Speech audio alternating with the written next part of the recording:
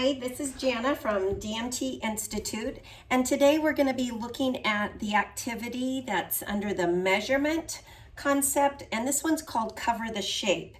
And although it's measurement, we're also going to be working with visualizing shape and getting at some spatial reasoning activities as well, even though it's under measurement.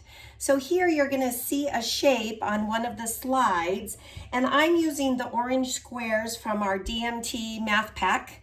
If you don't have these tiles, it's in the pattern blocks. There's a template at the end of the slides where you can print some off and make your own. So here we would want the child to look at the orange square on the screen and try to visualize first how many of those orange squares would it take to compose, that means put together, that black shape. And we would like the student to look at this and be able to go, maybe there'd be 1 here, 2, 3, and 4. So we would want them to use that language. It would take 4 orange squares to compose the black shape. And then can they build that?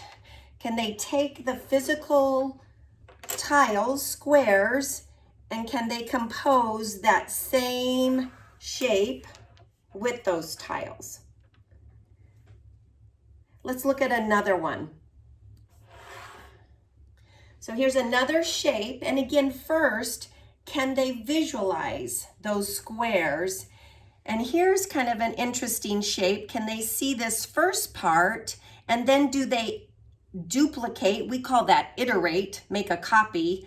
Would they just copy that number, thinking that it might be 1, 2, 3, 4, 5? Would they keep counting 6, 7, 8, 9, 10? Or might your child go, if there are 5 in this shape, this is the same shape, I'm going to have 10.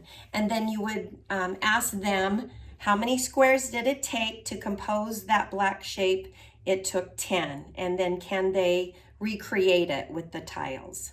So have fun with Cover a Shape.